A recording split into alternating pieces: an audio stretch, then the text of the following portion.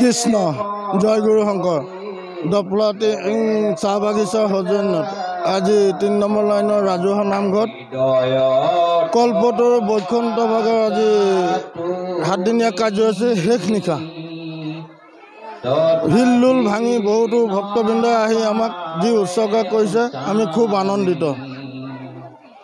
কাইলৈ আমাৰ দুপৰীয়া শৰাই ভাগি ভঙা হ'ব, ৰাতিলৈ ভাওনা ভাগি কৰা হৈছে। এই ভাওনা ভাগিত আমাৰ গাঁৱৰে উদ্যোক্তাই কৰিব আৰু আমাক যিখিনি গাঁৱৰ ৰাইজে সহায় কৰিছে খুব আমি আনন্দিত।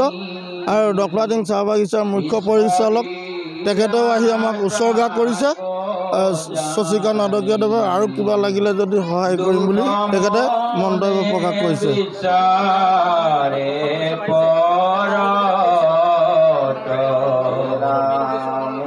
ঐক্য শান্তি স্থাপনৰ কাৰণে আমি ভাগৱত ভাগি কৰা হৈছে।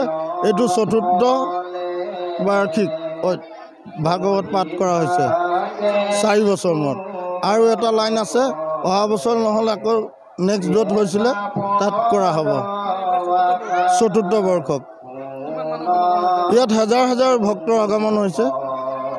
আমি এইটোতো ক'ব নোৱাৰিম এতিয়া, গধূলি হয়। আজি বতাহৰ কাৰণে অকণ কমি গৈছে ভক্তবৃন্দ দিনে নিশাই।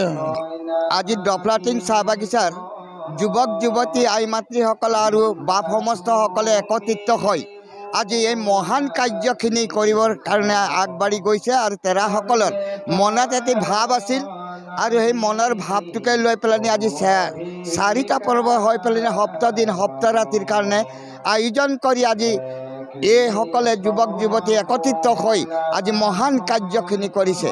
আৰু ইয়াতে কৰোঁতে অনেক আলহী অতিথি নিমন্ত্ৰণ আমন্ত্ৰণ কৰি ইয়াতে উপস্থিত হৈছে। আৰু লগতে মহান ভাগৱতখিনি আজি তীৰ্থস্বৰূপত জাগ্ৰত কৰি তুলিছে মহান মহান ভকতসকলে।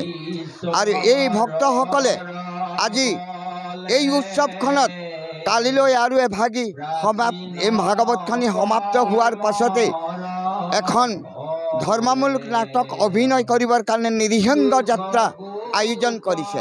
আৰু লগতে আমাৰ এই অঞ্চলটোৰ বাসীৰ লগতে আমাৰ ৰাজু মাহাতোদেৱ আৰু লগতে আমাৰ সভাপতি হিচাপত তেৰাসকলে আৰু আমাৰ উপস্থিত যুৱক যুৱতী আৰু লগতে আমাৰ কণ কণ ভাইটি ভণ্টিও ইয়াতে বাদ্যযন্ত্ৰ সহকাৰ কৰি পেলাই সহায় সহযোগ কৰিছে।